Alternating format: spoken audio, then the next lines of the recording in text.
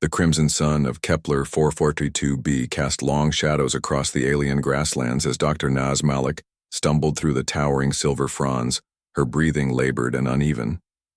The xenobiology survey was supposed to be routine: catalog the flora, avoid the fauna, return to base camp by nightfall. But the serpentine creature that had struck her thigh an hour ago hadn't been in any of their databases. William Chen heard her distress call crackle through his comm unit just as he was packing up his geological samples. The panic in her voice cut through the static like a blade, and he dropped everything, sprinting toward her coordinates with the emergency medical kit bouncing against his back. He found her collapsed against the base of a towering crystal formation, her olive skin pale and glistening with sweat. The bite marks on her left thigh were already surrounded by an alarming web of dark veins spreading beneath her skin. "The anti-venom protocols aren't working," she gasped, showing him the empty injector. "This isn't like anything from Earth. The toxin is too alien, too complex." William knelt beside her, his mind racing. They were 3 days from the nearest medical facility, and the emergency shuttle wouldn't arrive for 6 hours. By then, based on the rapid progression of symptoms, it would be too late. "There might be another way," he said quietly, meeting her eyes. "But you have to trust me."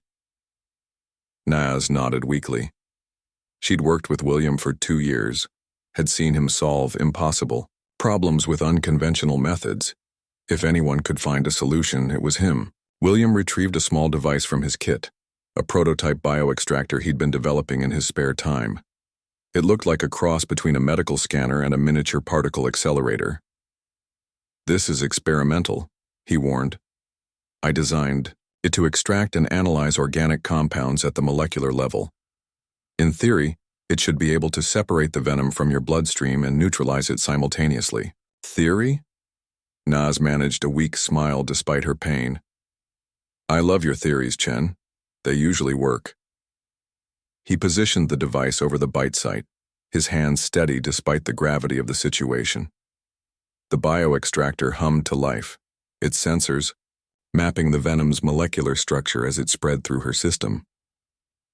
"The toxin is unlike anything I've seen," William murmured, watching the readouts. "It's not just attacking your nervous system, it's trying to rewrite your cellular structure. It's almost like what? Like it's trying to convert you into something else." The device began its extraction process, drawing the alien toxin from her bloodstream with microscopic precision. But as the dark fluid collected in the bioextractor's containment chamber, something unexpected happened. The extracted venom began to glow, not with bioluminescence, but with an otherworldly radiance that seemed to pulse with intelligence.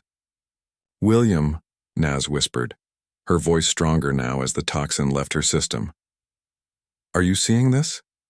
He was. And what he saw made his scientific mind real. The venom wasn't just glowing, it was organizing itself, forming complex patterns that looked almost like language. "It's trying to communicate," he breathed. The patterns shifted, became more defined. Neither human recognized the symbols, but somehow, impossibly, they began to understand their meaning. "We are the keepers of this world. We do not poison. We preserve. We do not kill. We transform.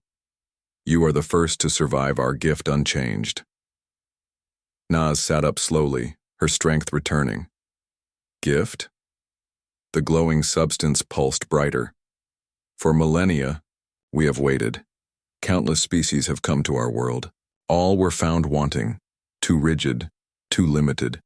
They became part of us, part of the world mind."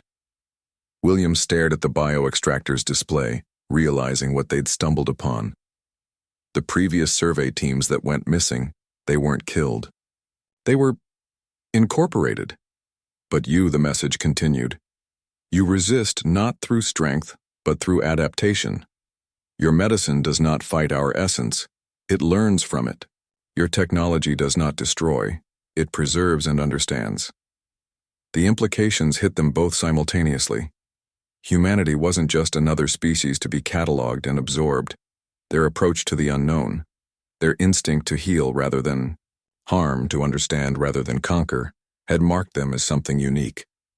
"We name you keepers," the consciousness within the Venom communicated.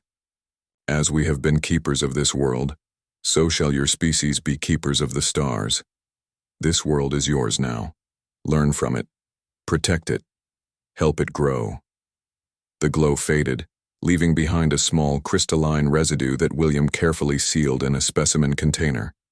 Around them, the alien landscape seemed to shimmer and shift, revealing hidden structures, pathways, and technologies that had been invisible before.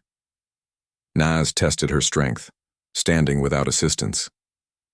Not only had the venom been neutralized, but she felt enhanced. Her vision was sharper, her mind clearer. The alien world no longer seemed hostile. It felt like home.